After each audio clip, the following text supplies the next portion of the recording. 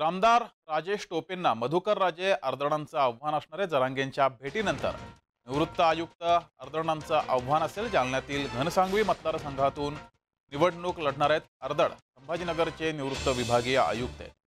तर अर्दळ यांनी अंतरवाली सराठी येथे जाऊन मनोज जरांगे पाटील यांची भेट घेतली. त्यानंतर दुसऱ्याच दिवशी त्यांनी निवडणुकीबाबत भूमिका जाहीर केली आहे. सोमवारपासून त्यांनी मतदारसंघात जनसंवाद यात्रा आयोजित केली. यात जनतेकडून मिळणारा कौल पाहून कोणत्या पक्षाकडून लढायचं हे ठरवू असं अर्दळ यांनी सांगितलं.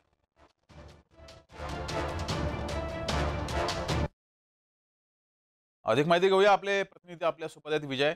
अर्दळ हे जर उमेदवारीसाठी निवडणुकीमध्ये रिंगणामध्ये उतरले तर हे टोपे यांच्यासाठी किती आव्हानात्मक असेल?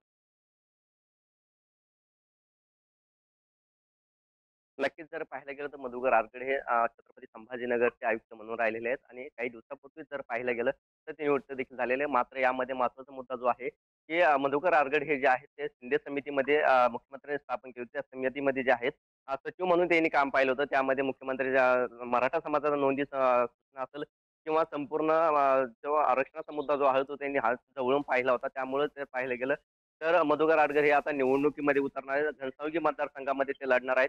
त्यामुळे आता राष्ट्रवादी शरद पवार गटाचे उमेदवार राजेश टोपे यांना मोठं आव्हान जे आहे ते आता घनसावंगीमध्ये निर्माण होण्याची शक्यता आहे. कारण सध्या जर पाहायला गेलं तरटे अंतरवाली हे देखील त्यांच्याच मतदारसंघामध्ये येतं आणि त्यामुळे दोन्ही उमेदवार जे आहेत ते मराठा एकमेकांच्या समोर येऊ शकतात. त्यामुळे या ठिकाणी जर पाहायला गेलं तर टोपे यांना मोठं आव्हान जे आहे ते निर्माण होऊ शकतं. कारण आरगड हे जरंगे पाटील यांना जाऊन 2 वेळा त्यांनी भेट देखील घेतलेली आहे. मात्र तेच ज्यावेळेस पदावरती होते त्यावेळेस देखील मनोज जरांगे पाटील यांची तिथे वारंवार चर्चा करताना पाहायला मिळत होतं. शिंदे समितीची जी माहिती आहे ती जरांगे पाटील यांना देताना आपल्याला पाहायला मिळत होते जी. आणि त्यामुळे शिंदे समितीमध्ये ते असल्याने त्यामुळे कोणत्या मतदारसंघामध्ये किती मराठा समाज आहे, किती मतदान आहे, हे त्यांना जवळून माहिती आहे. त्यामुळे आता त्यांनी निवडणुकीमध्ये उतरण्याचा निर्णय घेतला आणि तो पण घनसावंगीमधून.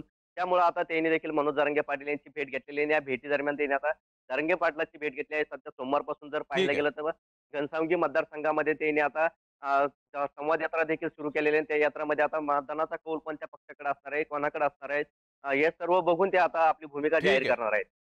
धन्यवाद विजय. धन्यवाद दिलेल्या माहितीबद्दल.